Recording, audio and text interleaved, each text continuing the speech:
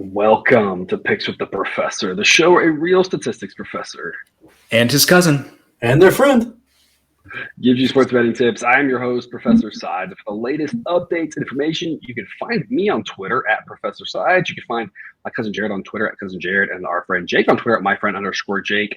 This college football episode wraps up all the games didn't cover in episode 1, that jumbo, insanely long episode of week 11 of the 2022 season. In case you're new here, check out the webpage on the banner. It's www.picksprofessor.com/new for a primer of what's going on here. Otherwise, the goals for this episode are share key information about these games, give you some things to think on, and explain why certain plays are being made. We never recommend blindly tailing or fading any pick. Rather, hear the justifications and thought processes to make sure you're fully on board with us or against us before investing your hard-earned money. We will make a pick on every game, but you should take what you like, the rest. Remember, there are no locks in gambling, so we will provide our loves, likes, and leans, that is A, B, and C grades, to indicate our confidence level with respect to scaling wagers. However, please understand that good and bad variance will occur, so as much as we'd like to say we'll be profitable each and every week, that is an impossible reality for any gambler. I'm just excited that this episode isn't going to be 2.5 hours. I am excited for that as well. Oh, I was wanted to make it 2.5 hours.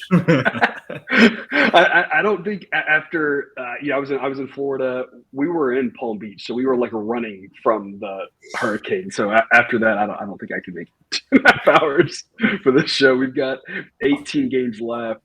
If you missed episode 1, check that out, and then everything else is covered here. Usually we do 3 episodes. Of course, only 2 this week because we kind of crammed everything in that episode 1. Before we get to the games for today's show, some reminders: please hit that like button if you're on YouTube. Also, if you aren't yet, please consider subscribing or following. It's free, and if you turn on notifications, you won't miss any of the college basketball, MLB, or college football content that this channel provides. And a reminder, we've got that Patreon. If you're looking to get some extra benefits, $3 per month gets you in the door, plays of the day, and then there's all sorts of other fun benefits as well.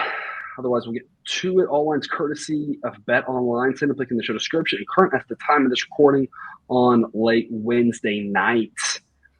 We've got one Thursday game we didn't cover in episode 1. It's Georgia Southern and Louisiana. It's a 7:30 Eastern kick. Louisiana is a 3.5-point home favorite. Total is 61.5. I've got both these teams rated right around 80. They're pretty similar to each other. Sideline says that Louisiana should be a 3.7-point favorite, so really close. It's really well priced. If I could get Louisiana -3, I'd be interested. If I could get Georgia Southern plus maybe 4.5, I'd kind of be interested. At the 3.5, 4 number, for me personally, I feel like it's not a great investment. Cousin Jared, do you agree with that, or do you have an angle on this that I'm missing? Nope. I agree with you. This is going to be a clash of styles. We mentioned this maybe a couple times a week, where you might be able to watch the first 5-10 minutes of this game and maybe invest in a live bet if that's something you're interested in, because I think the pace of the game it may have a direct correlation to which side covers in this game. Yeah, and it's interesting. We've been on the Louisiana unders a lot, but with Georgia Southern, I think it's a little bit of a scarier play, even though the number's pretty high, 61.5. Yeah, much scarier. I was a little bit scared to begin with, and then the Ohio Bobcats did to the Miami, Ohio Redhawks what I thought was impossible, which was take them over a key number of 52. And so there probably is a number, and I don't know what it is, but there probably is a number where I would still invest in the under in this game. This opened around 58. It went up to 59. It got to 59.5. I was telling myself at 59.5, I just don't think I can do it. It's up to 61.5 now. And I mean, we're getting really high at this I feel point. like 62.5, I think you have to. Yeah. There, right? And yeah. The question is just, is it also at 61.5, 62? But 62.5 is like, wow, Yeah, I think 62.5 might be it, because then we would win on 62. And that's what I feel like I would need in a game involving Georgia Southern. Because obviously you can go back and look at Louisiana's schedule and you're seeing a total of like 61.5 and you're like, oh yeah, this is easy money. But then you turn around and look at Georgia Southern's schedule and it's just the exact opposite of Louisiana's, just points everywhere. So I guess we can make a note of that. If this gets to 62.5, I think that's where I would give a B grade to the under in this one. All right, the models tended to overrate Louisiana all year, so I'm going to lean Georgia Southern plus 3.5. But unless that gets any higher, I don't really think it's worth the investment. Just a lean C-grade pick for us there. Not really much of an investment. And again, if it total keeps climbing, at some point we got to go under. I don't think you're crazy if you want to go under 61.5. But if you want to wait for a little bit higher of a number, because 61's kind of key, 62's kind of key around there. So it's some interesting numbers there. Jake, what do you have on this game? Yeah, I was going to be on the over, but the number hopped on me. I wanted it around that 59 number because Georgia, like I was pointed out last week in that South Alabama, Georgia Southern's defense is just so bad. They don't do anything well, and they've got a pretty decent offense, but the defense is so bad it's made them be terrible as a team.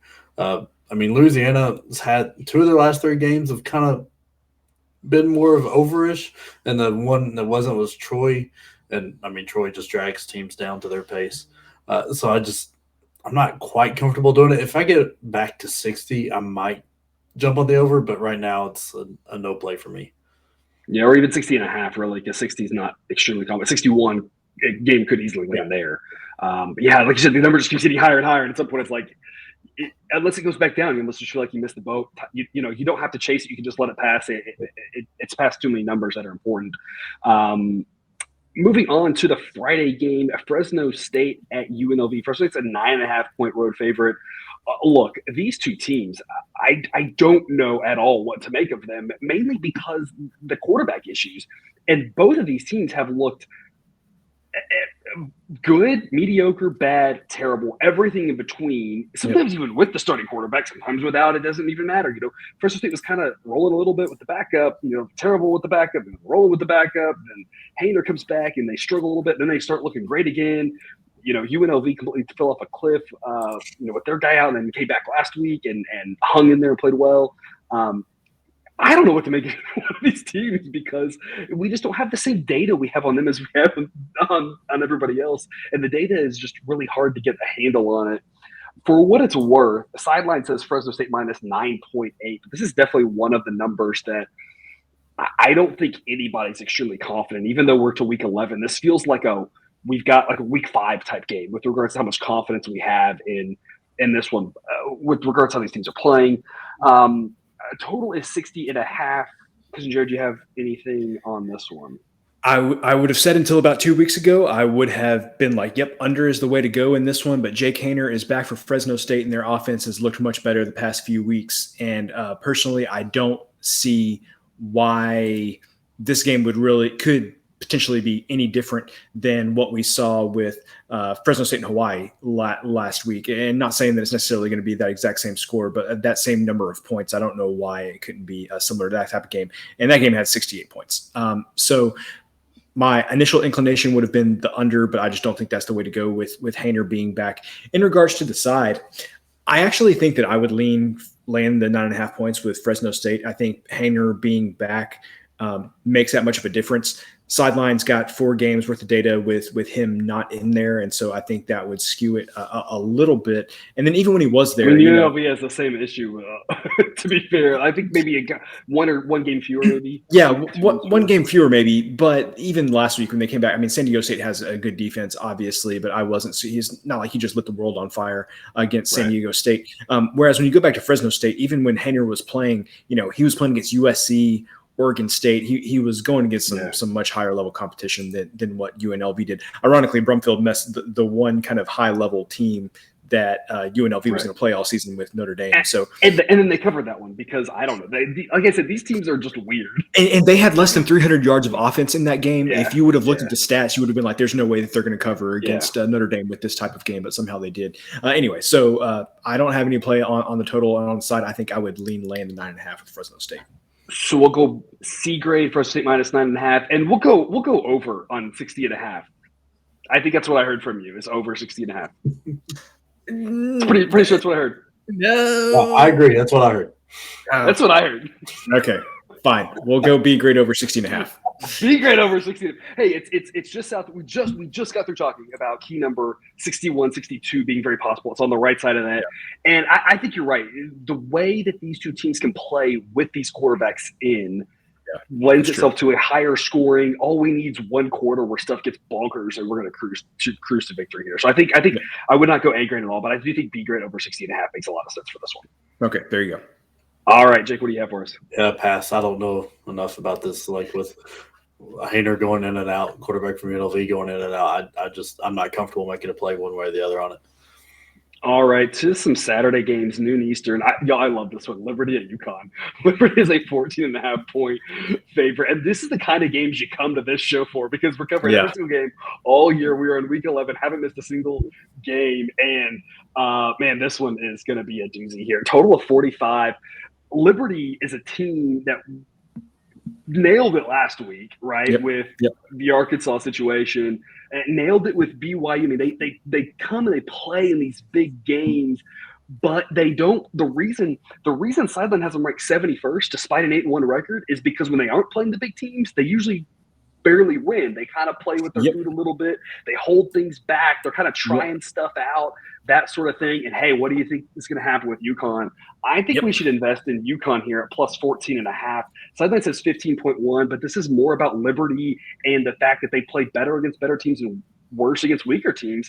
I think Liberty wins this game, but I think they win an ugly, lower scoring game. UConn's defense is playing really well. Total's 45. I kind of might lean under as well because, Jared, I'll kind of let you talk about the under, but in general, we expect a low-scoring game that lends itself to taking the points. So I'm thinking take the dog, take the under. That's kind of where I'm going to start the conversation, and I'll let you continue it from there, Cousin Jared. Yeah, so I agree with the B play, taking the points with UConn, because I was thinking the exact same thing, that Liberty makes a living by playing well in these big games, and the rest of them are just meh. You know, and they'll win by 4, and you're like, how did you not destroy that team? Yes, definitely. And UConn, you mentioned their defense has been playing well. I think that could Liberty get outside of this number? Certainly they could. But I think UConn, the chance for a backdoor cover, I think is going to be wide open just based on how both of these teams have played this season. We've talked all year about how UConn plays hard throughout the end of the game. Yeah. Like you said, that backdoor is definitely going to be there. Yeah. So as far as the total goes, I think I would pass on the total on this one. I would definitely lean under if I had to, but I don't think there's much to invest in because you look at some of these, like Old Dominion game with Liberty went way over this number. The UMass game against Liberty went way over this number. Which seems impossible. It does seem impossible. UMass. The Southern Miss game went over this number, but that was in overtime. But anyway, I think that the total could just be too close to call in this one. I feel better taking the 14.5 points with UConn. All right, so we'll go B grade pick there, grabbing 14.5 with the home team. Jake, what do you got? Yeah, I'm taking the 14.5 with UConn. Liberty just – I don't know if they just get bored or what. They just won't put teams away, but they're a thorn in any bigger school's side. So I'm very confused by that. But I think Hugh Freeze got enough here to that's just lost. I think his comments about the Auburn job or whatever. I was going to say the exact same thing. And maybe the team is kind of worried about that too, and I think that might play into us. And I think little distracted this week, maybe. Yeah. Like his comments felt really weird, especially when you're on an 8-1 team, and you're looking pretty good. So I don't know, but I like you, UConn here. Yeah. All right. So we're all on UConn on this one. 12 p.m. Eastern, Pittsburgh at Virginia. This is a game that's going to happen, and man, Pittsburgh's not bad. 5-4 record on the season. Sideline has them ranked 47th. Virginia it's just sad to talk about Virginia at this point of the season. Sideline's got them to 79th. They need to win out to make a bowl game.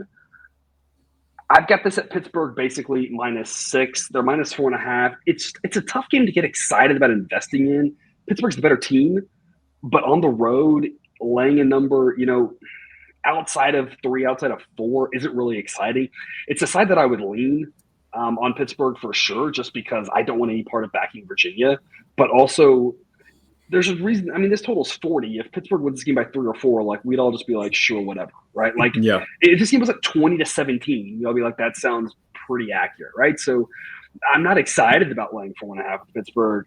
That's for sure. Cousin Jared, what's your take on this one?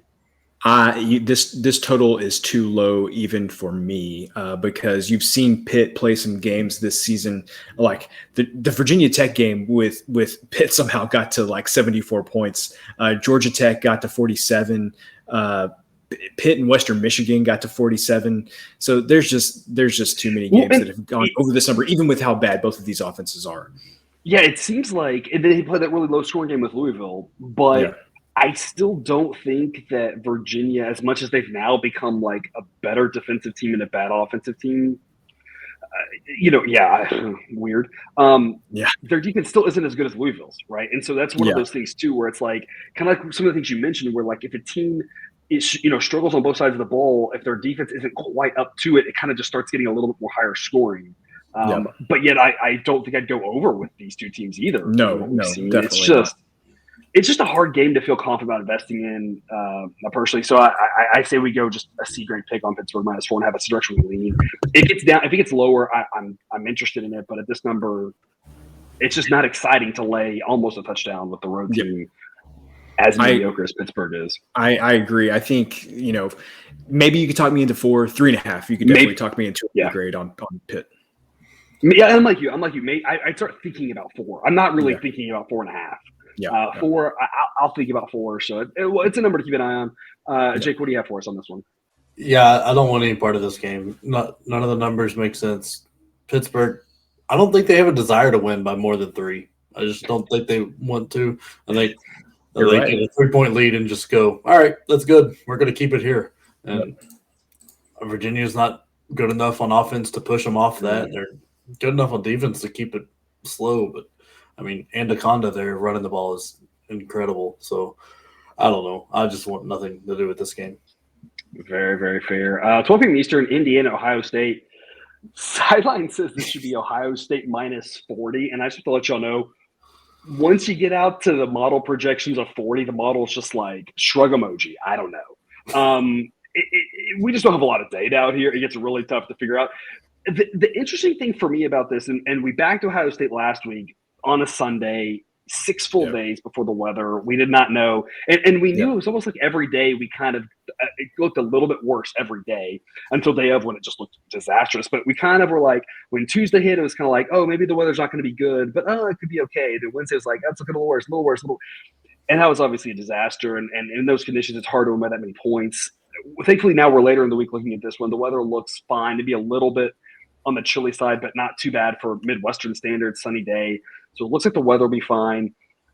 My thought on this one is Indiana on the road, we've seen has struggled. Sideline very rarely ever projects a number quite this big. And so since the spread is close to the number it projects, I am wondering if Ohio State -40.5 is something to invest in, given that it's on the right side of a couple of key-ish numbers and 41 and 42. I mean, I could easily see, 41 to zip or 49 to 7. Yeah, 49 to 7, right? There's a lot of ways like that, especially after last week and the talk now of Ohio State, not being as good, having issues, with certain things. Seems like a situation where maybe back home against a weaker team, they really, put their stamp on this game. And like I said, the main thing for me is when the model doesn't usually give numbers like 40 and it's only half a point off the actual spread, I feel like that's probably something to invest in. Total is 58.5. Cousin Jared, what do you take? What's your take on this one? I would definitely give a C grade to laying the points with Ohio State. I think for a couple of reasons. Number one, how they played last week. I think they're going to come out and be like, hey, that was completely the weather. That had nothing to do with us as a team. And the other thing that I would say, that I've kind of been on this train for a few weeks now, I think Indiana is just a different team on the road than they are at home. I think that at home you're going to get a quasi-decent Indiana team. On the road, they're just not nearly the same. So I would definitely lean towards laying the points as well. On the total, who knows? I mean, I would lean over if I had to. I think that, Ohio State could score 55 points if they really wanted to. So I would lean over. But at the same time, I mentioned 49 to 7. That score would not shock me either. No. By a number like 56. So I don't think that the total is anything that I'm necessarily interested in. But sure, let's give a C grade to laying the points with Ohio State. All right, Jake. I'm sorry, Indiana. I lean with Ohio State here. I think after last week, they're going to want to put some little extra numbers there for C.J. Stroud. pushed his little Heisman a little bit, and this is the game to really stack some numbers up. Indiana's a different team on the road. They're not very good at home, but on the road they're worse. This could get ugly fast. Just, I guess if you're an IU fan, you've either given up on football this year and moved on to basketball, or you're pray for some weather to happen. I don't know. It feels like we're pretty close to the time of the season when they should be giving up on basketball too, but maybe that's just me. I say that jokingly. Living in Indianapolis for several years, knowing a lot of Hoosier fans who are very pessimistic about their team, very every year it's what's going to go wrong, So I feel like that might resonate for some Hoosier fans who are already down on the team, even though they're having they're 1-0 with a 30-point win. But they played one game, but I feel like they're already talking about what's going wrong because I know some of those fans.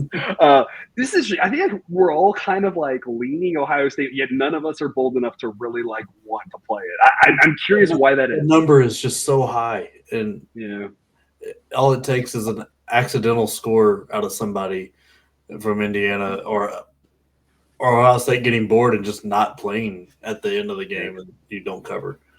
Yeah. All right. Good rebuttal, I suppose. Also at noon Eastern, Rutgers at Michigan State. Michigan State's a 9.5-point favorite. Sideline says it should be 13. Look, Michigan State has been bad, and they've underperformed absolutely. But, Rutgers is still worse. I think we can all agree on that. So I think that's the thing here is my first thought is like, oh, my gosh, I can't believe Michigan State is favored by this much, but they're at home, and as Rutgers is ranked 88th for a reason. They have won 4 games. They do have the same record as Michigan State, but I still think Michigan State's a better football team. That doesn't mean I'm running to the window to lay 9.5. I do think that there's some value here, given that it's on this side of 10, and it does reach the point where it starts becoming a model play. I don't want to be over-invested in it, but I do think we should lay the 9.5 with Michigan State. I can't believe I'm saying that, but it's more about Rutgers than Michigan State. Total is 40, which in years past would have been like an instant in a heartbeat I'd go under. But with this Michigan State team, that's a little bit more of a scary proposition, even though Rutgers is involved. Because, Jared, what do you think? Yeah, I agree. I think this total is even a little too low for me with what we've seen from Michigan State's defense at times this season. But I can definitely get behind a B grade with laying the 9.5 points with Michigan State. When you look at Rutgers' true road games this season, they've got a 1-point win at Boston College. They've got a 2-point win at Temple.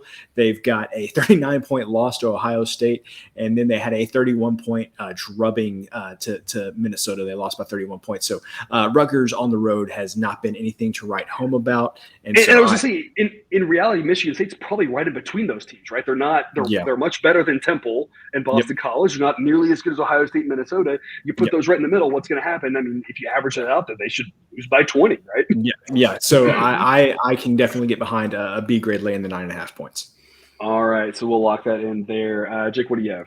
Yeah, I'm waiting for 10. I want to take 10 with Rutgers. All right. Michigan State hasn't won a game by double digits all year, I don't think. Unless I can't remember. They might, except for the MAC teams they played. So they were a really, really good MAC program for Michigan State. They are. That's what they strive to be, from what I understand.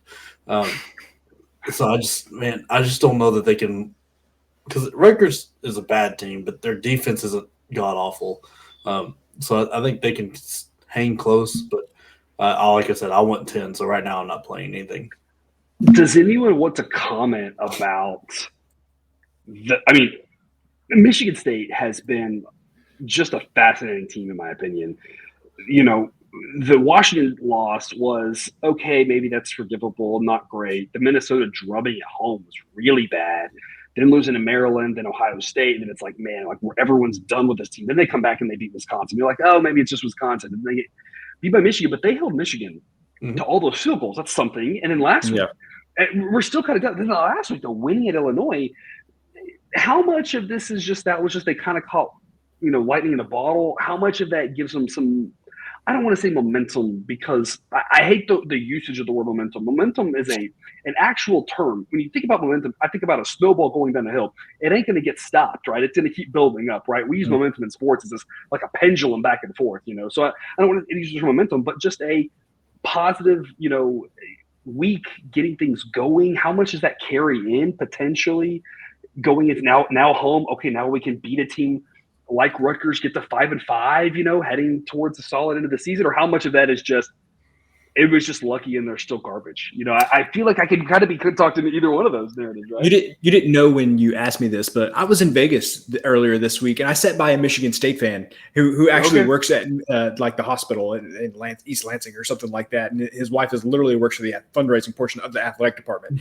Wow. And basically, what he told me was that they just hit the jackpot with transfers last year. They did not hit the jackpot this season, and last year it was like instant success. This year they're having to build it up, and he was definitely of the opinion that things are starting to turn around, and some of the transfers they had coming in are starting to gel, and they're starting to play better. And are they as good as?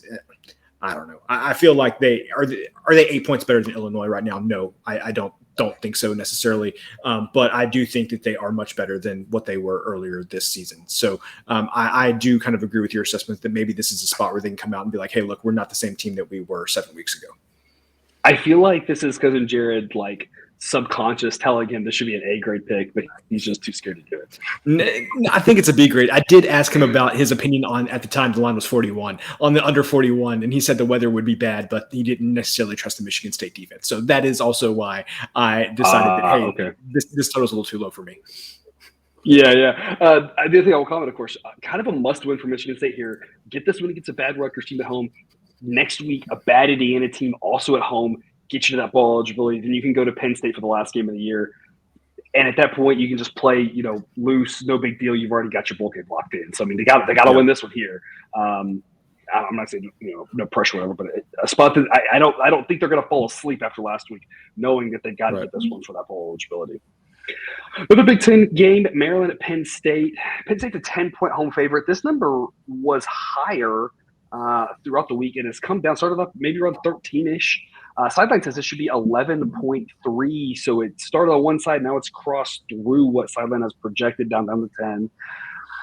I've got Penn State ranked 9th, Maryland 34th. Maryland also kind of a confusing team, zigging and zagging, having some quarterback issues, but even aside from the quarterback issues, at times with the backup looking just as strong as ever, and at times not, with starter sometimes still struggling, just kind of all over the map this year. Penn State seems like a team that's moving in the right direction, just still a step below Ohio State and Michigan, which is obviously tough for them being in that division. Because their total is 58.5.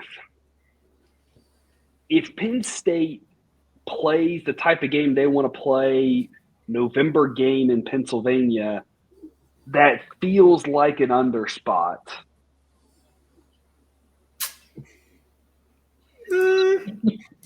No. I don't feel great about it. I don't feel great about it personally. But what I do feel good about, what I do feel good about is I think we should definitely give a B grade to land at 10 points with Penn State. If you go look at Penn State's schedule, they have so they had the first game of the season against Purdue. I don't want to say completely write that one off, but first game of the season, non-Saturday game. That first week conference game is weird. In prime time. I can't remember if it's a Thursday or Friday night game. It's kind of annoying. I wish we'd at least wait till week 2 for the conference game. Yeah. And then, so outside of that week 1 game, you had the Northwestern game where they only won by 10 in terrible terrible weather. Yeah, that was absolutely awful weather. And then they got crushed by Michigan. How does Northwestern constantly play in bad weather games?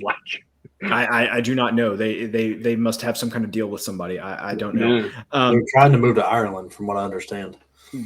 There'd be bad weather there too, probably. And they would love it. And then they got crushed by Michigan, of course, and they got beat by Ohio State. But anyway, where I'm going with this, unless you're playing in a monsoon or you're playing Ohio State or Michigan, Penn State has had no issue dispatching any of these teams that they have played this season. And I think Maryland is just going to be another team in that same line. I mean, Maryland lost a game last week where Graham Mertz completed like 5 passes. And so I do have faith that Penn State is going to do much better than what Wisconsin did last week. So I think we should give a B grade to lay in the 10 points with Penn State. I think that it's more likely they win this game by 14 or 20 or 21 than 7. All right, we'll do that. Jake, what do you got? Yeah, I'm on the same thing. I just don't think, like, after Tua's brother got hurt, I know he's come back. It's just I can't say his name, so that's how I'm going to refer to him. They just haven't looked the same. Maryland has it, like, offensively. And I think Jared Naylor, and as long as it's not one of the top tier teams in the Big Ten, Penn State's handled their business. They're that very, very lonesome on that second tier, maybe with Minnesota and the second tier of Big Ten teams. But I think they'll handle it. Hey, Iowa's offense, the way they played the last 2 games, is knocking at the door. Yeah, they're getting there. They're getting there. They're trying. They almost doubled their point total in the last 2 games. Yeah. Which is just crazy. But yeah, like, I just think Penn State at home takes care of business. All right, so we're all on Penn State -10 there. Also at 3:30 Eastern, Boston College and NC State. NC State's an 18-point favorite. Boston College ranked 99th, obviously not a good team. NC State, for ever since losing their quarterback, even with Leary in there at the start of the season, as we talked about, disappointing. Loses him, looks miserable on offense, and then last week just finds it. Everything starts clicking. If things are going to start keep working for him, it's going to be against Boston College. But I still am leery that can continue this week because we have a lot more. Leary. I'll say what you did. Yeah. Given that we have enough data of them struggling offensively, I'm more hesitant to say maybe they'll put up some points because it's Boston College, but I don't expect them to put up 50 this week. Total's 41, so the implied score of this game would be something around 30-10. Sideline says this should be NC State -17, so it's pretty well priced. Jared, what do you have for us? So, I don't think we should lay the 18 points with Boston College. NC State. That is a bridge too far. But if this got to 17 or like lower than 17, I may advocate for a B grade on NC State. And I am definitely not going with the under 41 either. I don't know if anybody else noticed, but I vividly remember where I was at. I was at, I'll redact the restaurant. I don't want to give free advertising here. They can pay us if they want the advertising. But there's a restaurant sitting on the deck having dinner, and we had the Virginia Tech, North Carolina State under 39. And after the first quarter, that thing was a lock. Oh, yeah. NC State put in their backup quarterback, one Mr. MJ Morris. And literally, like, after 5 plays, I was like, oh, crap. I want to go back to the guy that started the game. MJ Morris, in those 3 quarters in that game, went 20 of 29, 265 yards, 3 touchdowns. And then Wake Forest, say what you want about Wake Forest defense. We know it's not the best out there. But last week, he went 18 of 28 for 200 yards, 3 touchdowns. That is eons better than what they were getting, after. So I was coming at it from the skeptical standpoint. It sounds like you were not skeptical. You are all in on I wouldn't say all in per se, but I think there's still value with NC State, and definitely with how he's played. I'm not playing a number like 41. For sure. So my recommendation would be just stay away. If this number got to like 17 or something like that, I may advocate for a play on NC State because their defense is really good. Boston College isn't going to score that much, and I think Mr. MJ Morris can get some points on the board for NC State. It has been quite really interesting because in the game and a half or so, he's played, and part of it was against Wake Forest, right? Yeah, that's true.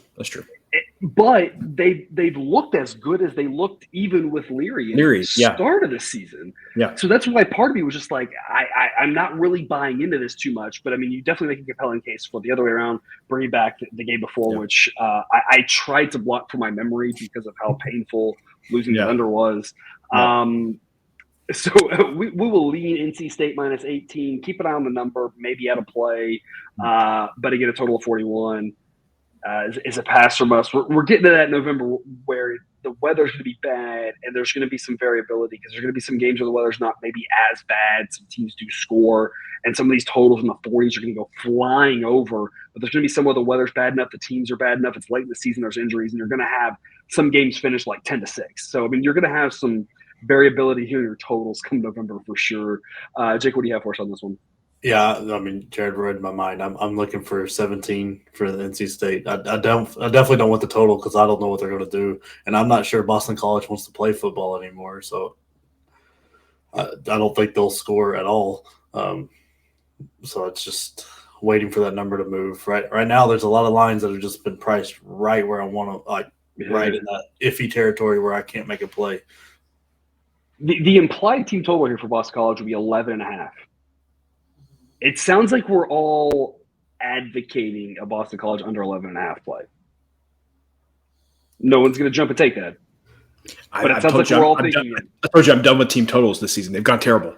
I'm done with them. It sounds like that's what we're all thinking, but apparently we're all scared to say the words. But none of us really think Boston College should score much. So there you have it. Also at 3:30 Eastern, Arizona State at Washington State. Another game that I think is priced really tough. If this is at 7, I can get really excited about laying the 7 with Washington State. Sideline says it should be 11.1. I still think it's the right side at home. Arizona State, still not a team I trust, but has been playing marginally better going forward. The big question with Washington State is what the heck are they going to be now? Mm-hmm. We thought at the start of the season they'd be more of an offensive team, given who they brought in, where they were coming from, what that offense did last year. We've talked about it a couple times here on the show before. You probably heard about that. And then they were not. They've been a defensive-minded team. They've been a slower-paced team. And all of a sudden last week, scoring 212 points against Stanford last I checked, unofficial total, which is what it seems like. What are they going to do? If they come out and play like that, this total of 59.5 is going to get blown out of the water because Arizona State can play in some higher scoring games. But if they go back and kind of say, hey, we're more of a defensive-minded team and that's what the style we want to play, there's no way this number's getting even approached. So I think that's the question you have to ask yourself is, was last week just a one-off weirdness, or was that the stuff's finally able to really, let the car out of the garage or whatever analogy you want to use? Because, Jared, what do you think?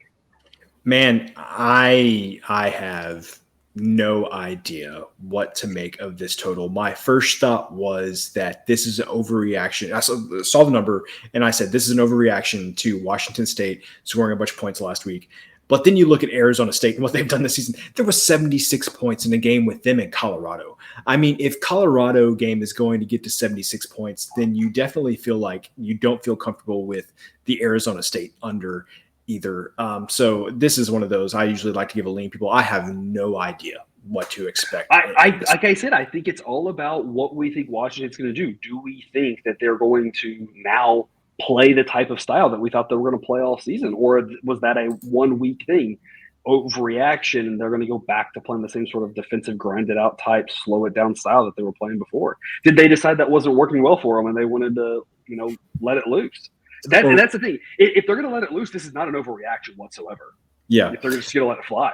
Yeah. Or was that Stanford just saying that we're going to keep the pace of this game fast and they just could, Cam Ward got loose and they wasn't able to do anything about it. I mean, Washington State ran for 300 yards against Stanford in that game. So I 42 points in the first half. I mean, that's just bonkers.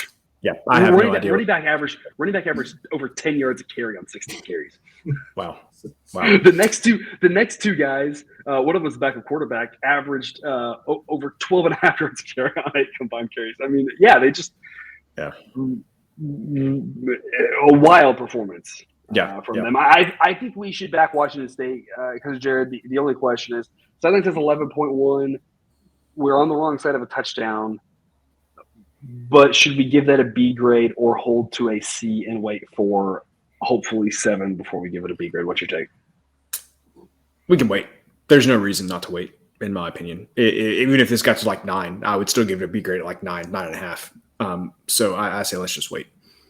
Okay, so I will notate that this is a B grade pick for us, but we are not going to lock in 8. Yep. We're going to wait, see what the number does. If it gets a little better, it does. If it goes to 9, no big deal. But we like Washington State. Not 8 grade territory, but that's the side we want to be on. And a pass on the total. Jake, what do you have? Yeah, that's the same thing I'm doing. I'm waiting to hopefully get that closer to a touchdown. If not, I'm going to be playing it. As long as it stays under 10, I'll be playing it.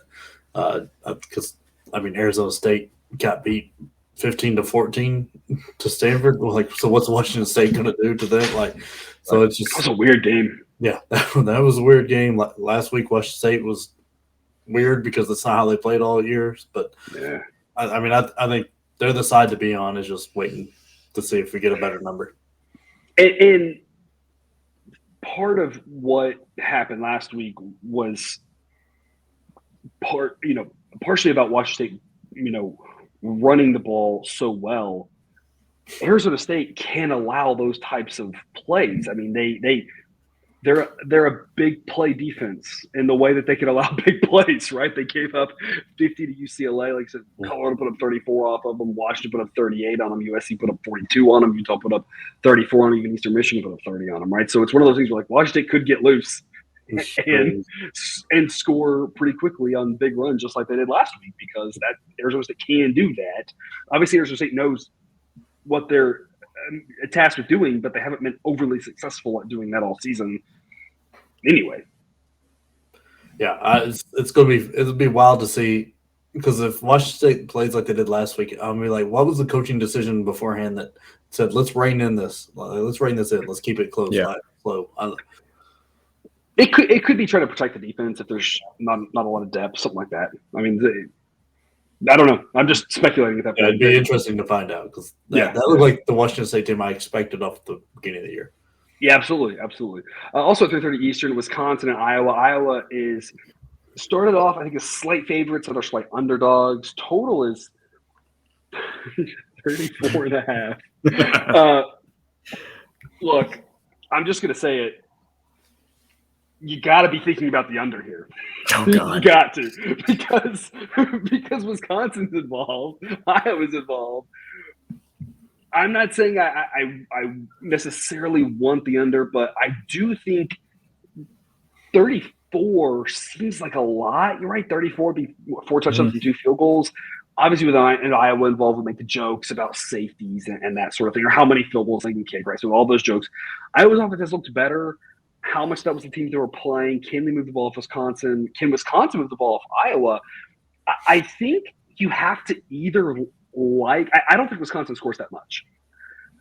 Thus, I think you have to like Iowa and either take the 1.5 or the money line, whichever one, or you have to like the under. I think one of those makes a lot of sense depending on how you feel about Iowa's newfound offense. Was that about the opponents? Was that something that's sustainable? Wisconsin's defense, how we feel about Wisconsin's defense, which is definitely still solid, but not as impressive as we thought it would be and not as impressive as it's been in years past. So I think you got to either make a pitch of Iowa's not going to score, we got to go under, or we got to make a pitch of Iowa can put up some points as Wisconsin defense isn't that good. And at home, they should absolutely be favored. And that's a pick that you really got to get behind. You need to take the point. 1.5 thinking it's going to get 17, 16 type score, or just jumping on the money line. 13-12 maybe. With these two teams, I'd be like, sure, why not, right? Yeah.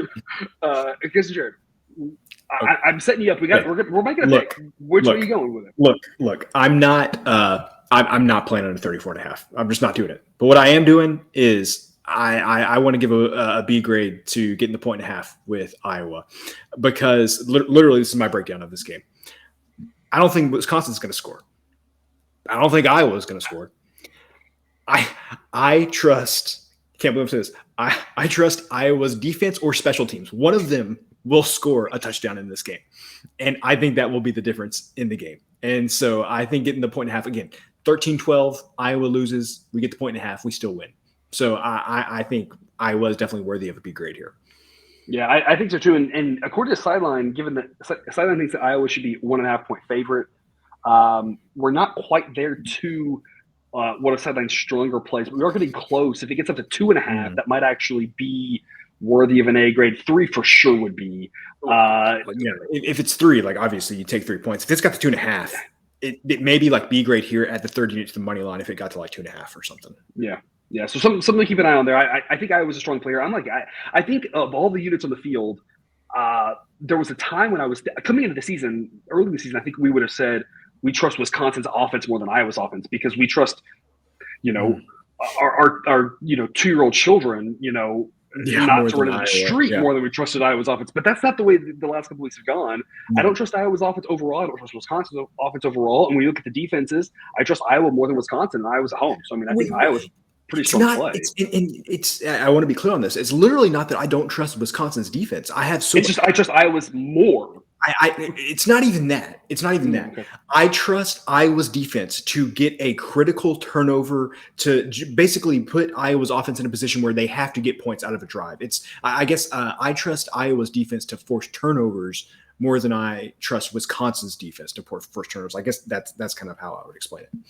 And Wisconsin's had a knack that just can't seem to go away. Hasn't this year, wasn't last year, of turning the ball over. And at Iowa, they at least are focused on offense, don't screw it up, right? And that makes it where they don't move the ball, but they also don't screw it up, right? Which it's not going to work against Ohio State. It's not going to work against Michigan, but against them, and probably not Penn State, but against the rest of the teams in the conference, it probably works pretty well because of how good that defense is. Yep. So we'll go B grade pick on Iowa plus 1.5. Keeping an eye on maybe that third unit on money line or something like that. We'll just keep an eye on that. Jake, what is your take? Yeah, I mean, Jared kind of nailed it there at the end. I really think this game comes down to Iowa's defense being at home and creating that one turnover or whatever that creates a short field where the offense doesn't have to do much to get enough. Getting a 1.5, like getting a point at home is great. Like laying it, I'll be a little nervous, but the fact that I'm getting it with Iowa, I'm very happy about. So I'm all over them. Yep. All right. So we're all like an Iowa on that one. Also at 3:30 Eastern, Louisiana Tech at UTSA. UTSA, an 18-point favorite. Said this should be 17.4. UTSA is a very middle of the pack team, ranked 63rd. Pretty good for Conference USA. Louisiana Tech's ranked 115th. They need to win out to make a bowl. Sideline says this is priced pretty well. Total 68. I definitely wouldn't play the under. I'm a little surprised because Jared, I'm a little surprised this total isn't 70. It feels like 69, 70, that's kind of where it should be. So maybe a tiny bit of value in the over. Not sure if it's enough to play it, but it does feel like this should be a little bit higher. We like to lump UTSA and Western Kentucky together, mainly because of how fun that game was last year, how they both played last year. But we talked a lot about Western Kentucky this year being an under team. And the two teams have kind of diverged a little bit with regards to their style and the way they play the games. But UTSA is still more of a high-octane team than Western Kentucky has been. La Tech, of course, solid offense and literally no defense. Yeah. I feel like over is probably the way to look here because, like I said, I think this number should be 70. So I think 68 makes a little sense. You're in a dome, no weather issues. That's Well, to quote my friend Lee Corso here, who really, let's just all wish better health for our friend Lee Corso. We need to get him back on game day on the regular. I mean, I'm like you. I'm not playing the under, but I don't think I'm playing the over either. Okay. UTSA, hear me out here. UTSA has gone over this number 4 times this season. 3 of those games went to overtime, and they did not hit this number until they went to overtime. And let me tell you, La Tech ain't taking them to overtime. is what I would say. So UTSA has just had games this season where they've been fine, but they just haven't put up the points like you would have thought they were. And the one that really sticks out to me is the North Texas game, where that one only got to 58, and I could have sworn up and down that one was getting into the 70s. So I think I'm going to have. Well, they had spurts where that was the pace, but they also had spurts where just nothing happened for a long stretch in that game. Yeah. And so, I just don't have faith. If this game were close and, we kind of mentioned this last episode where both teams were incentivized to score, I could see that. But if you told me this game, UTSA was up by 3 scores in this game, I would definitely believe you. So I agree with you. My first thought was the over, but just based on how UTSA has played this season, I'm not exactly seeing it. I think 18 is priced fairly well. So which direction would you lean?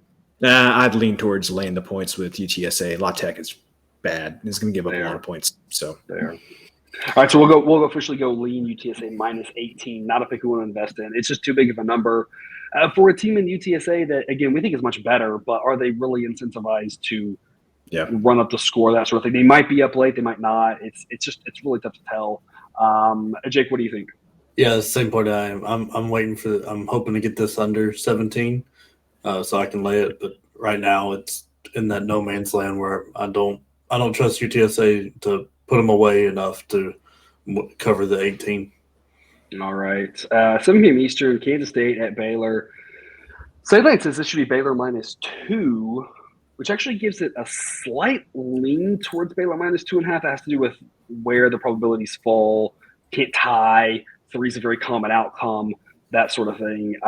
It's the slightest of slightest leans to that direction, not really an overly profitable play. But at least at under 2.5, you can make a case for laying the 2.5 with Baylor. When the number earlier in the week was Kansas State at +3.5, 4, opened around 5. That was definitely a much more exciting side to be on, but the number keeps coming down.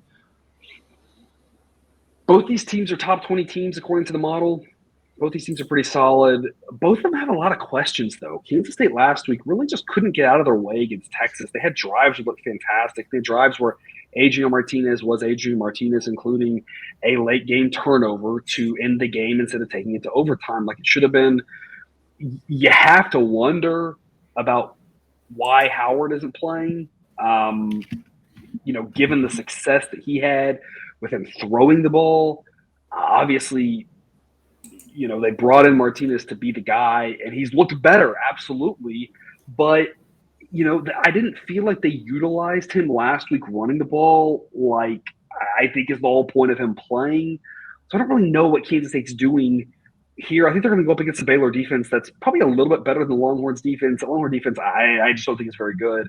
But they're going to go up against an offense that's a lot worse than that Longhorn offense. The Baylor offense is definitely better than it's been in years past, but nowhere near the caliber of UT. So it should be an interesting game, should be a good game.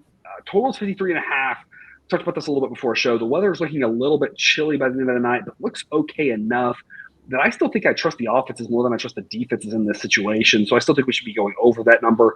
55, of course, being such a key number. So as long as we're on the south side of that, I think over makes a lot of sense.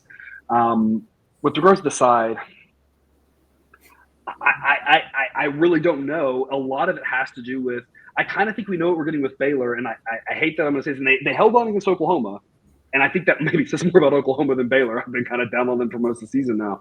But I kind of think we know what we're going to get with Baylor, which is you're going to be holding your breath at some point, hoping they don't shoot themselves in the foot, whether it's miss extra points, blocked extra points, interceptions, dropped touchdown passes, that sort of thing. But I don't know what we're going to get with Kansas State because of the difference with the quarterbacks and how that's going to play out. Does Martinez look a little bit better now, a week later, coming off the injury?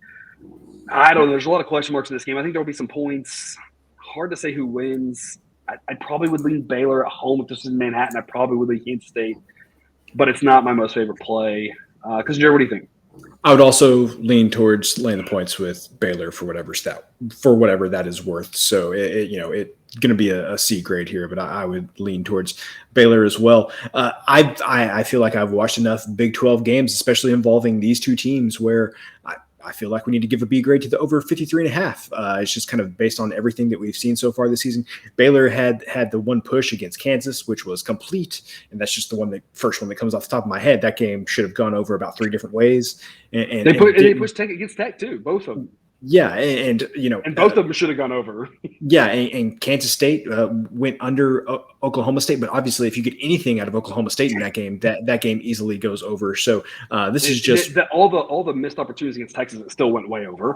Yeah, so I think the Baylor BYU game from early on in the season went over. And a lot of overs for these two teams. Yeah, so I say a B grade over 53.5. Would give it a B grade, like you mentioned, all the way up to 55. Honestly, I would probably give it a B grade at 55 as well with the push protection, and then it gets to 55. Knowing with Baylor, that probably will land right at 55. Since we're talking about that, we're talking about the way that they push some of these totals. Yeah, so thankfully we will not push at 53.5. We will win or lose, one or the other. Exactly. So yeah, probably. Yeah, so let's go B grade here.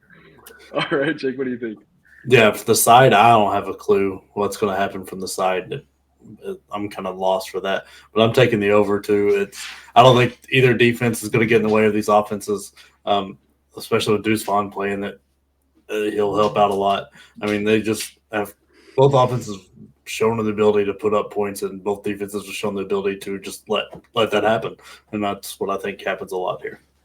I think I'm going to go ahead and say this, and maybe, because maybe we'll talk about it later, but right now this feels like the one game that we're going to cover all show that I feel like I'm going to regret not going A grade over, because this number feels like it's a little bit of the respect for these two teams and the way they've played in years past, and not realistic based off of the way they are today.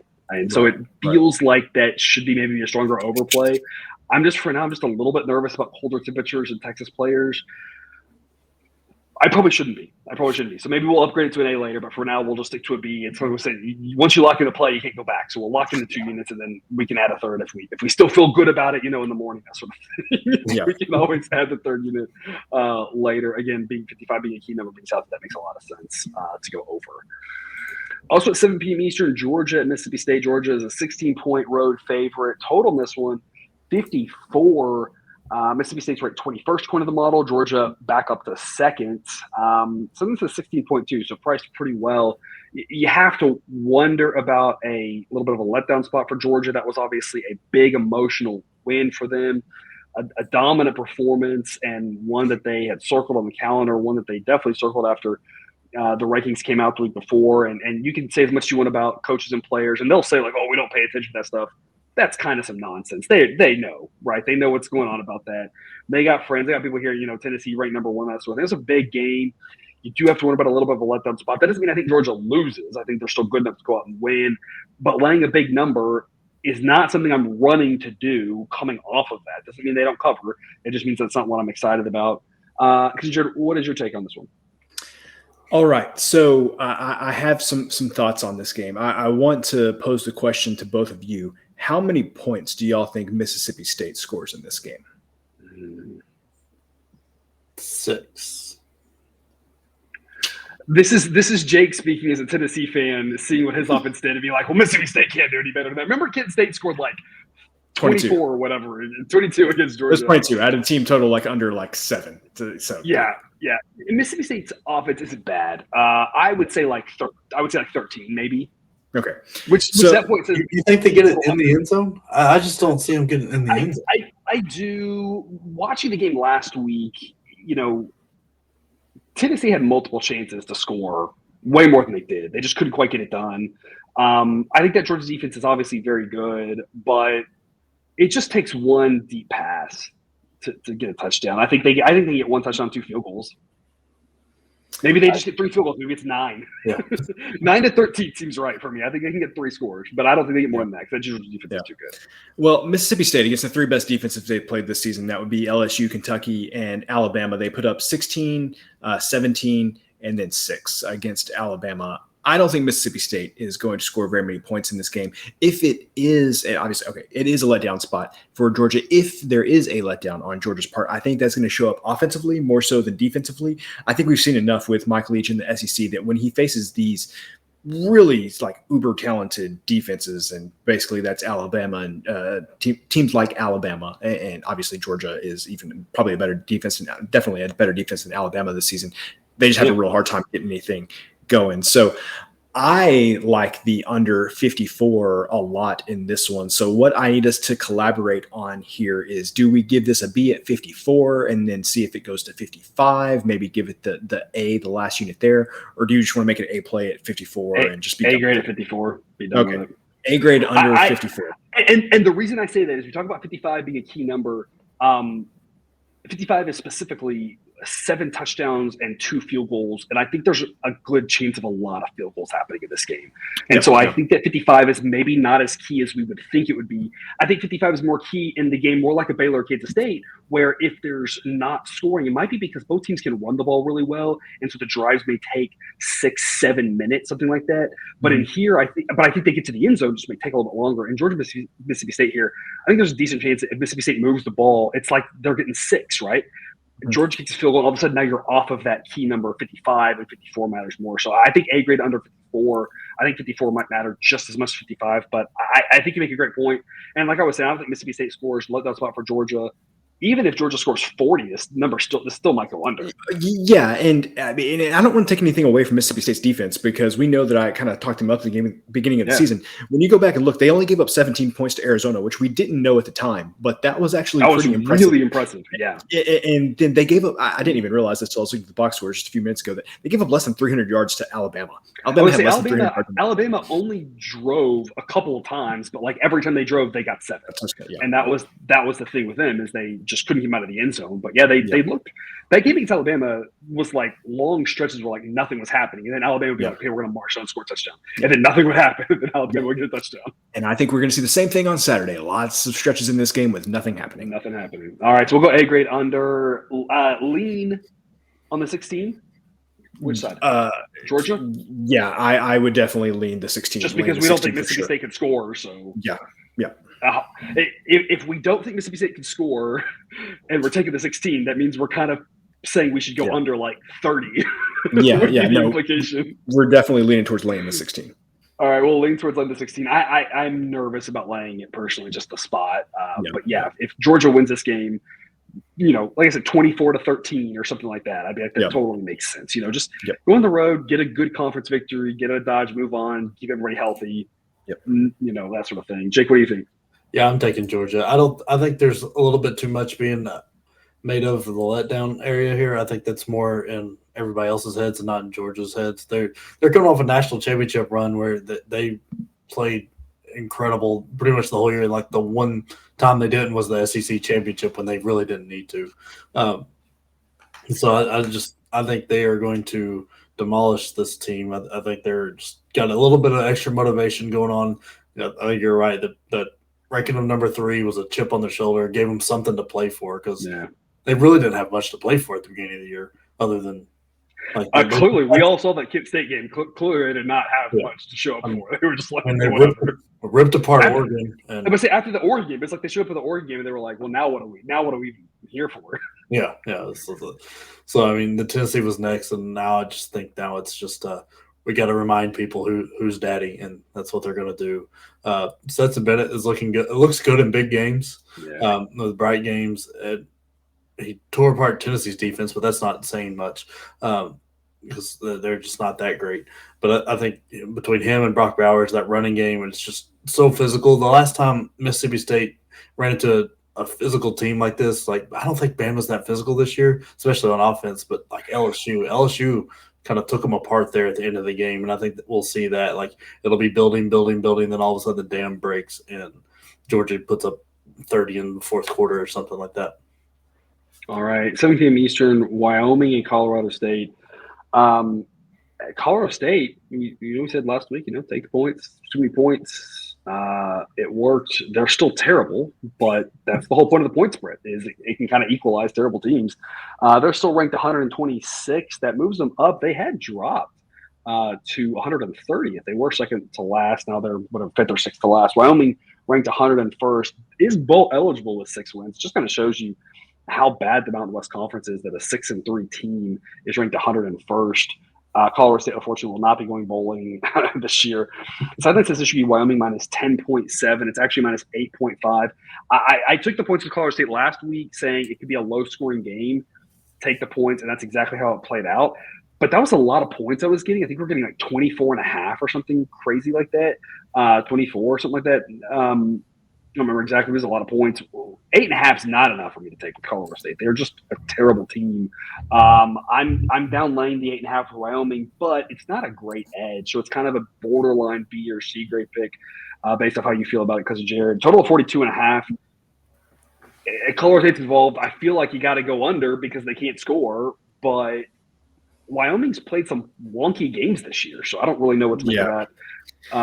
What do you think? B grade or C grade on Wyoming? Man,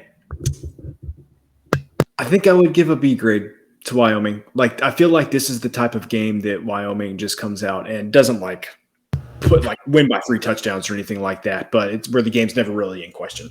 Wyoming is just this season on a different level than Colorado State is. And what I mean by that is Wyoming's not very good. Colorado State is just way, way down there. Yeah. And this is just, I think Colorado State's, their offense is bad, and I think it's just going to be exacerbated by the fact that Wyoming likes to run the ball and can just, chunk run after chunk run after chunk run, keep the clock running, and who knows? Wyoming can still put up a lot of points because we've talked about this multiple times this season that, those 3, 4, 5-yard runs in the first half are turned into 8, 9, 10-yard runs in the second half when you've kind of worn them down. So I don't love the under necessarily too much, but I would say, sure, let's give a B grade to lay in 8.5 for Wyoming.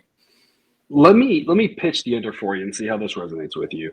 Wyoming, Utah State had 42 points.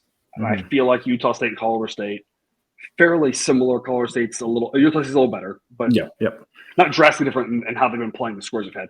Wyoming, New Mexico had 41 points. San Jose State, Wyoming had 49 points. That was when San Jose State put up 33. We don't expect Colorado State to get anywhere near that. Wyoming Air Force had 31 points. Wyoming, Illinois. And that was when Wyoming gave up a ton of points, which was kind of weird in hindsight. I only got to 44. The only really crazy one was Wyoming Tulsa, which had, went overtime and had a bunch of turnovers, that sort of thing. Wyoming Hawaii had 47. So that would have gone over. But I mean, most of these are in the 30s or 40s. It's not like there's a lot of 50s in there. 40, 41, 42, both kind of key numbers. And we've had back-to-back games before the Hawaii game that landed 41 and 42. So being on the right side of that, feel like under makes some sense here coming out from that standpoint. I feel like if I looked at that from the Colorado State perspective and I looked at some of those totals where you could be like, okay, so Hawaii much worse than Wyoming, Utah State I think is worse than Wyoming, Nevada offensively worse than Wyoming. And so I think if you go down the list of those teams, like I just feel like that Wyoming is enough better to where I don't necessarily feel great about the 42.5. Okay. All right, Jake, what do you think? Jake, you're muted. We can't hear you. Weird. Sorry. I mean, you couldn't mime it and lip read it and translate for me? I was trying. Yeah. I really, really want to be on Wyoming. I can't make myself pull the trigger. They've only really covered this number twice. That was New Mexico and Utah State. Northern Colorado if you count that, but that's not fair. I've just anytime I go to pull the trigger on it, I just have that Illinois game that shows up in my head and then makes me stop. But we didn't know at the time that Illinois was super salty defensively. Yeah, I know. I'm just telling you what my process. But I know. If it wasn't for Illinois just losing to Michigan State last week, I would even feel better about that. But after that one, that just throws my whole head off even more with regard to involving Illinois. Yeah, so I want to. That's the side I'm going to, and I'll probably end up making the play on Saturday just because Colorado State is so bad. I don't know. I was going to say, you talk about them not covering a lot, but I mean, the teams you mentioned they covered against are Colorado State's as bad. Colorado State's definitely worse. I mean, it's rounding error between those two teams. They're both terrible. Yeah. I mean, like I said, I'll probably end up making the play on Saturday. I just right now can't make myself do it. All right. Speaking of bad teams, Florida Atlantic at Florida International. Also at 7 p.m. Eastern. Florida International, now they occupy, again, the second to last spot. Florida International, definitely one of the most volatile teams this season. It's like they are super, super terrible and no, they've got life. And then they're terrible and they've got life. And they're terrible. And now they're terrible again.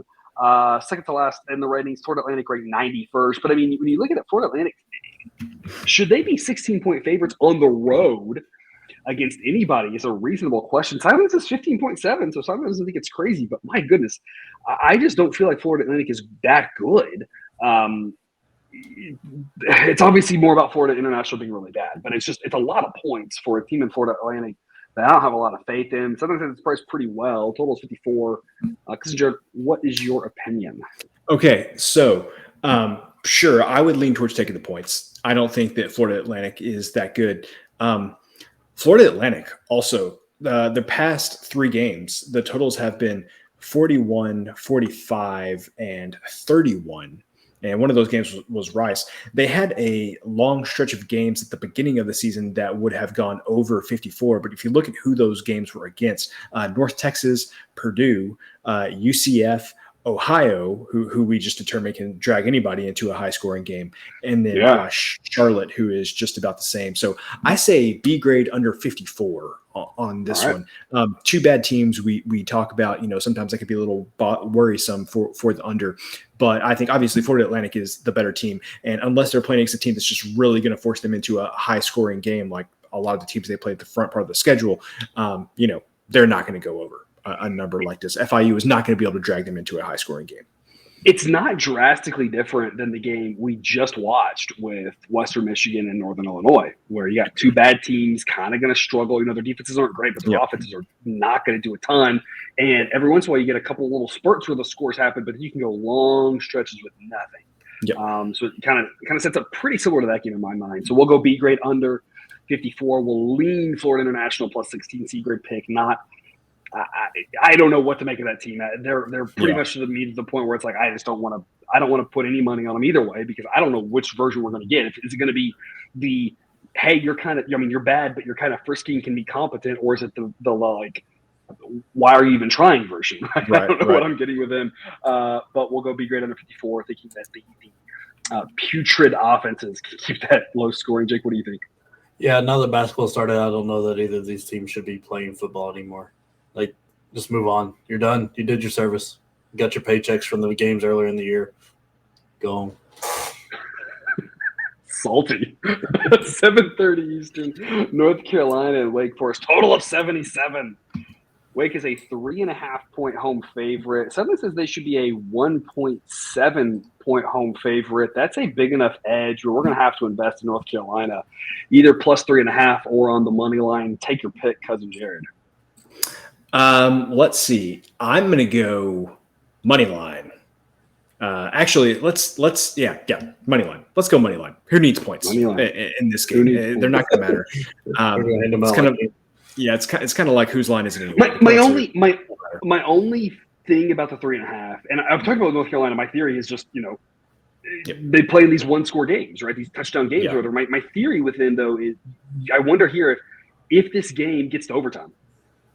Having the 3.5 in the back pocket, could be useful. This is okay. Hold on. Let's roll back here. This is a do as I say, not as I do situation. People, when you can take 3.5 points, that's always the smart thing to do. So let's change that back up. Let's take the 3.5.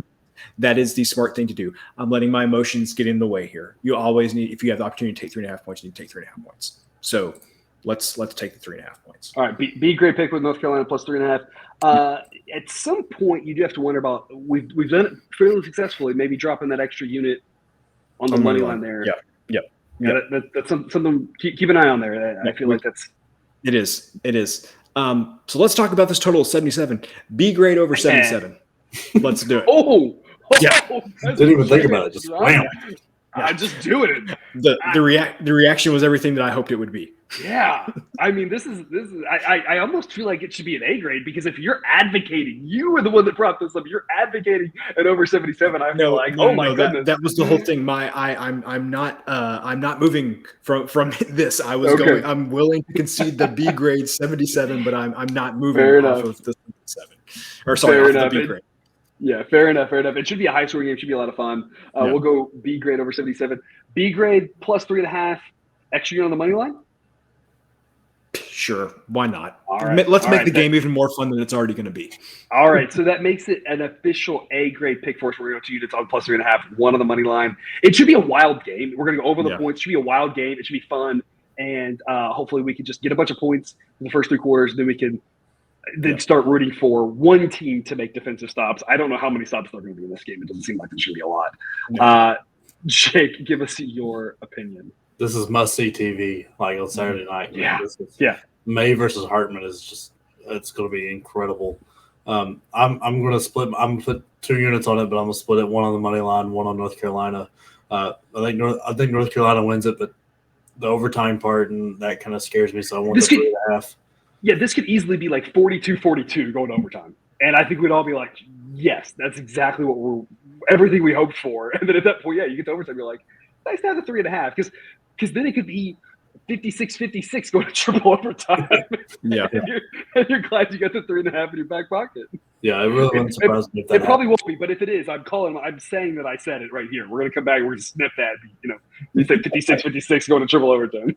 Yeah, it's just I'm just curious what happens when you go on two defenses that fix everybody else's offenses go against each other. Like what And happens? the offenses don't need a ton of fixing. Yeah, like there's not much that you need to fix on these offenses. Like I don't know that this game ends. Yeah, maybe we'll get 7 overtimes again, right? And Wake obviously struggled a lot last week with NC State. Tark talked about that at the top of the show. NC State's defense pretty good. North Carolina's not. It's really that simple.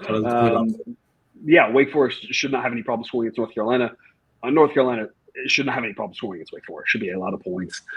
Really fun contest. We all like North Carolina. I think that it should be a little bit closer to a pick 'em. Sideline has these teams ranked basically even, and when you got roughly even teams, you shouldn't be able to get 3.5 on the road. Again, rounding error even, not necessarily exactly, pretty close. Because Jared, I hope you're ready for this one. You're fighting Texas A&M Aggies at Auburn. Auburn is a 1.5 point home favorite. Auburn got the coaching bump last week, 50-50 if that holds, 50-50 if that's how they're going to look the rest of the season versus a 1 week thing. For Charlotte, it was 1 week and then back to terrible. Hopefully your team is over the flu.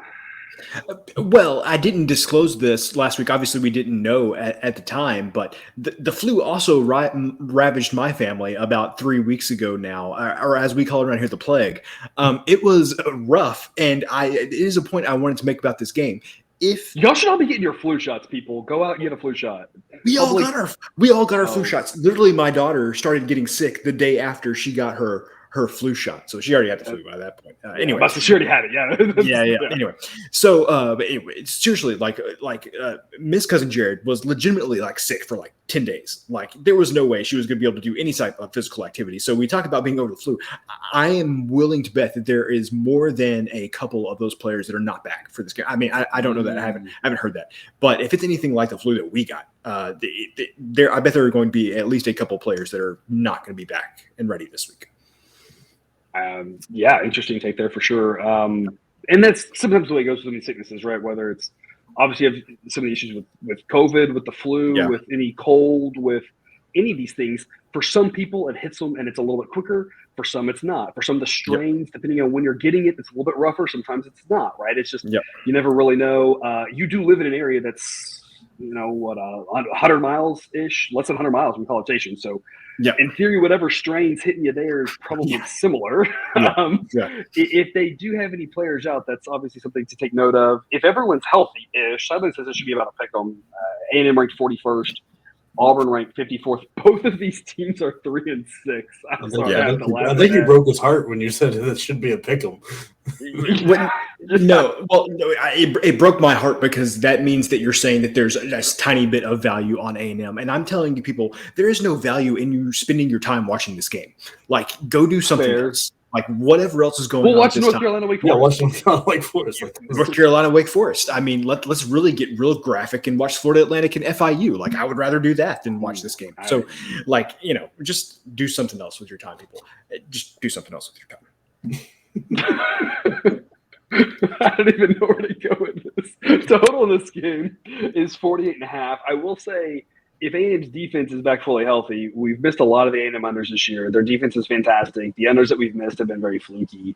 Kick returns, fumbles off of quarterback snaps off the thighs, late game shenanigans, that sort of stuff. Last week, the defense. At some point, I'm just they feel like Memphis, where it's you watch the game and you're like, how did I miss this? How did I miss this? How did I miss this? And at some point, you just start saying, that's just who they are. They're a team that's going to make you think they should be an under team, but they're somehow not in weird ways, because especially given that Jimbo likes to play it slow, they set up perfectly to be an under team with a good defense, and the coach wants to go slow. They should be also, to be fair, Auburn has also been a little bit of a Jekyll and Hyde type team this year.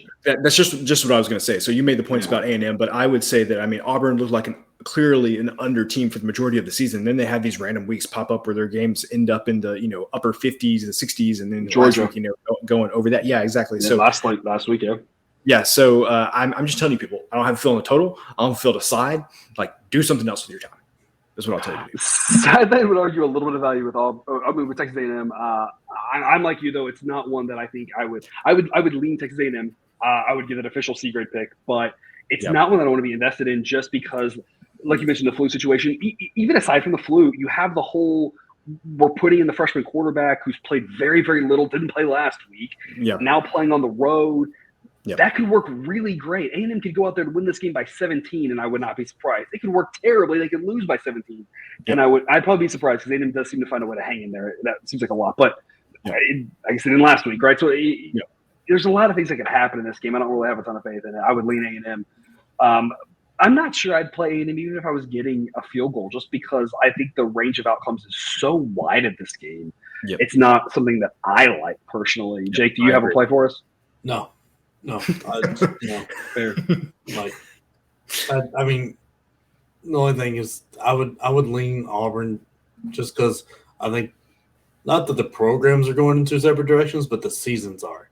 Texas A&M had expectations to be, I don't know, maybe battling for second in the West, and Auburn didn't have any, and now Auburn is getting a new coach bump, maybe a little excitement where it's all disappointment on Texas A&M's side. So, I recommend to play one way or the other. Yeah, I mean, Auburn got rid of a lame duck coach, and so obviously there was no place to go but up from there. And I mean, at least A&M only has their lame duck coach for 5 more years at least before the buyouts $30 million. So, Chester Jarrett is not bitter. Calling the radio show back home said the Hitman is a lot cheaper than $30 million. Oh my gosh, I can't. I have no words.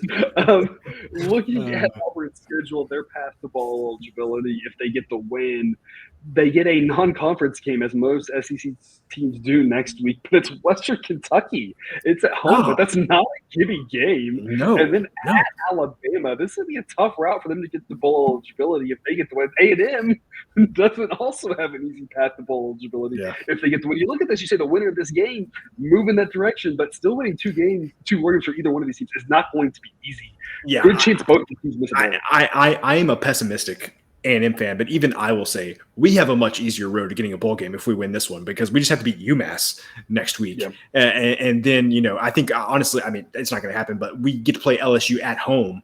And so, maybe something crazy could happen in that game. Whereas Auburn playing Alabama, I don't think anything crazy is going to happen in that one this year. And the location at Alabama matters a lot as well.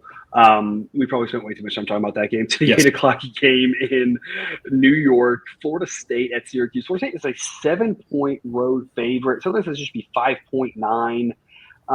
Model giving a little bit of a bump to Florida State with the way they've been playing recently. They've been playing really well. Giving a little bit of bump to Florida State based off of that LSU game that, with LSU looking better, that makes Florida State get a little bit of a bump. Model giving Syracuse a little bit of a ding because of the way they've been playing lately. A lot of question marks around where their season's going. So the model's kind of reacting to that and still only says 6. So like I said at the top, right, one of the things we want to do in this show is give you something to think about. The thing to think about on this game is I'm just telling you this, right? This is just from an objective mathematical standpoint, the model is pretty well reacting to what's happening here and says it should only be 6. So if you are laying the 7 with Florida State, I'm not saying it's crazy. I'm just saying that what the official opinion that you're having is that we need to really overreact to the way these teams have been playing. And maybe you should because Syracuse has looked pretty rough here the last couple weeks. Yep. And Florida State's looking solid. How much of that was Miami just being an absolute train wreck of a team, at this point. But Florida State's looking great. So again, all I'm saying is that model says 6, can't get to 7, and the model is kind of trying to overact and it can't get there. Doesn't mean Florida State's not the right side. It just means if you're laying it for Florida State, you are saying we absolutely need to overreact the way Syracuse is playing. If you think that's the way you should play it, you should be laying the 7 with Florida State. Total 51. Cousin Jared, what's your opinion? I would say that we lay the 7 with Florida State as a C grade.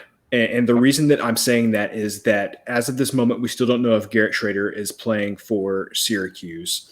And if it's announced that he's playing. I'm not sure that the line moves that much just based on what you just said, that Florida State has looked a lot better lately and Syracuse has looked like hot garbage. And I mean, he got pulled and benched in the Notre Dame game before, they didn't say it was an injury at the time. At the time, it just looked like it was poor play.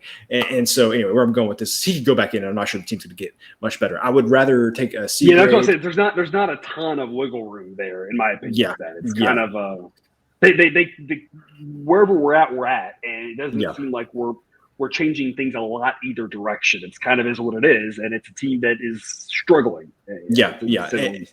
And so I say we lay the 7 points with Florida State right now, make it a C grade. If we learn something important in the next few days, we'll make it a B grade, either one direction or the other, depending on whatever the news is. But right now I say lay the 7, because if the Syracuse team as constructed the past 2 weeks is playing Florida State, I think you want to be laying the 7 with Florida State. Any concerns about night game in Syracuse? Nope. I think it was a Friday, maybe not Saturday. Well, and I think that Syracuse season has started to go downhill now, where I'm not sure how much they're going to be able to recover. And like this whole Garrett Schrader thing, like go read about it a little bit. It's weird. Like they're not saying what injury he has. They're only saying that it's an injury that they are sensitive to. And even if he comes back in and plays, like, I don't know, like if he's going to have all the confidence in the world. It's a very weird situation. Yeah. So that's why I lean towards laying the 7 points. Things with Syracuse kind of feel weird right now. Plus, you go look at like Notre Dame has not had a good season offensively at all. They can run the ball well. We want to know who else can run the ball well? Florida State. And, Notre Dame went in there and like crushed Syracuse. So I think that potentially that could happen again. Hey, Notre Dame now is good again, apparently, with the winning Clemson. So apparently so. There you go, Jake. What do you think? They had it out for ACC teams. I don't know what it was. Notre Dame just had it out for ACC teams. Yep. Yeah. What is your take on this one, Jake? I've been high on Florida State all year. I really like this Florida State team. They're not quite up there at the top level of the ACC, but they're knocking on the door. Well, they're definitely at the top of the ACC level, just because the ACC top isn't that high. But they're not at the top. I'm just saying that their 3 losses were Wake, Clemson, and NC State. So that's who I would classify as the top level, and then they're right. Sideline has them 18th, North Carolina 36th, Wake Forest 39th. Who was the other one you said? I think their 3 losses in a row were Clemson, Wake, and NC State. Clemson. Yeah, Clemson's probably higher than them, but yeah. But I mean, I think they're real close to there. The way they run the ball, especially with Jordan Travis, and he's got a really good group of weapons around him. That defense is fairly good. So I'll lay it. And I'm not confident enough to do it, but I almost want to take the over because I think Syracuse has got enough offense to score a couple times, and Florida State's in a habit of putting up 40 points right now. So yeah. I'm not confident enough to do it yet, but I'm definitely laying the points with Florida State. To me, this is an interesting game. We're going to go official lean on Florida State here, -7. Even the model says that's not the direction to go. The whole point of building the model was never to say it's something that we have to blindly follow every week. It's to give us a starting point, a discussion point. There are times where you have to say, based off the way things going, this is a specific situation where, like I said at the top of this game, we need to overreact more than the model is, because the model's built not to overreact. And this is a situation where the way Syracuse has looked, the way their season's going, we should overreact. I'm not saying we should or shouldn't. I don't really know. It's just that's the thing that you have to decide for yourself before you invest in this game. I just want to make it – if Syracuse wins this game or if Syracuse hangs in there in this game, I want the words going through your head to be, mathematically, this was a bit of an overreaction. This was too much. If Florida State wins this by 21, I want the words in your head to be, this is why we don't – we use the model as a starting point, not as a blind everything, because there's times when you have to say, yeah, I get what you're saying, but that's not the 2 teams that are on the field today. So it could be a tale of either one. You've got to decide which way, you see it. And that, I think, determines how you play this game, personally. That does it for all of the games. Now we're going to turn over to Jake, the Mac Daddy. Mac Daddy's kill the clock offense here. We joked about this in the Discord here that Jake's Mac record has shot up. He's hovered around 60% on the MAC game. So shameless, join the Patreon $3 per month. Jake posts his Maction thoughts there and his picks over there. He's been killing it with the Mac. So someone on the Patreon or the Discord chat wanted to know if we call him the Mac Daddy. So here you go, Mac Daddy. The clock is yours to kill and cover all the games you talked about in episode 1, all the plays that you want to make that you didn't get to make there. But not a ton this week, but because I'll put all my other plays with the Mac. But so I'm grabbing Tennessee with 21. It's senior night. It's Heupel's not nice to teams that they're better than. I think they're just going to really hang a number up because they got to make that argument that they can be still in the playoffs here, especially being dropped to number 5. So I think they're really going to try to hang a number up on them. And we give Jake a hard time for being a homer, but I think this is more or less what, because Jared and I discussed as well in the first episode, but we kind of think angry Tennessee is going to come out, and Heupel can be a bit of a jerk. A jerk is the PG word to say there with regards to putting up points on people. So I mean, I would not be surprised if Tennessee just lets the hammer just drop in this game. Yeah, and I just, especially with Hooker being a senior and stuff, he's going to and it has a chance to get a Heisman winner at Tennessee, which this is the most maddening statement ever that has never happened, even though we had Peyton Manning. And the great T. Martin. Yeah. I mean, T. Martin was great, but he wasn't – I don't know if he's Heisman candidate worthy. But I mean, Travis Henry, he was really good. Arian Foster. Jamal Lewis, yeah. He was good. All right. Anyway, I can go down that road a different day. I know Texas State's got a great defense. Well, great is relative for their standards. Yeah, but I'm going to take South Alabama here, and I'm going to take the over. I think the South Alabama team has got a good enough offense that they can push this, cover this, win this by about 20, and their defense is just bad enough to let Texas State score once or twice, and that'll throw us over the over. Let's see. I'm going to grab Oregon against Washington. Washington can't stop anybody, especially away from home. Oregon's fighting for that playoff berth, so they're going to really put it to them. Plus, that total is around 73, which seems low, but I'm not bold enough to take it. I'm also going to grab UCLA because Arizona is bad. UCLA is good. And I'm not sure what they do with DTR. And that total at 77.5 is scary to me. But I just can't pull the trigger on it. I'm going to take the over in the Texas TCU game because I'm not sure who stops anybody there. Yeah, I think it's very similar to the Wake and North Carolina game. The difference is that one's at 65, not 77. Yeah. But I think it's very similar. I think both of them will be that's another thing you can do Saturday night. Instead of watching Texas State and Auburn, you can watch Texas TCU. Yeah, that total makes no sense at 65 to me. It needs to for sure be in the 70s with those two teams. Just not all. It was very confusing to me. And then I wanted to pick your brains on this. Like, I listened to the first show and stuff, but where did we line up on the under in the LSU Arkansas game? Well, it was 61, and then it jumped to 64. Yeah. Now it's back down to 62. So I'm leaning under, but I haven't pulled the trigger yet. Man, I've watched too much Arkansas this year, but I mean, it's a letdown spot for LSU. So I think that kind of, to me, that's what you determine it on. If you think that LSU is going to have a letdown, sure, you play the under. But if you think that it's going to play out like every other LSU or game that Arkansas has played this season, then I think that you just stay away, or you say there will be 7 points in this game. Is there a case to be made that Arkansas's offense is not as good as Alabama's? Alabama struggled to move the ball consistently against LSU. They moved the ball enough that the game had some points, but it was like they pushed them to the brink. Like Alabama had to do everything right to get those points, and Arkansas offense a little bit worse. Arkansas going to struggle to score, and I think it's 60 Jefferson might not be playing.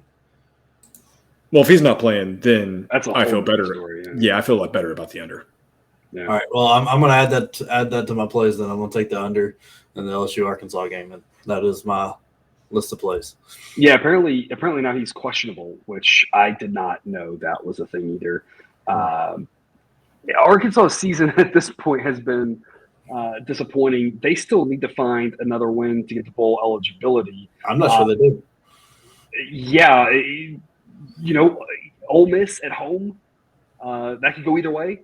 Yeah. At Missouri, they're a better team than Missouri, but on the road, I mean, the probability they get there is high because they've got 3 chances, but they could lose all 3, and I don't think anybody would be too shocked. So it could be a situation, too, where they decide to rest him this game and say, we need you healthy to get one of those last 2 to make a bowl. I mean, that could be part of the thinking, too. Yeah. All right, Cousin Jared, any parting words from you? Yeah, I haven't done this in a while, but just some important line movement that I wanted to make the people aware of since the last show. So we locked in UCF and Tulane under 51.5 with a B grade. That's up to 54 now. Personally, I wouldn't make an A grade until 55, but if you haven't jumped on, the under at 51.5, I would say 54. You have a good opportunity to do that now.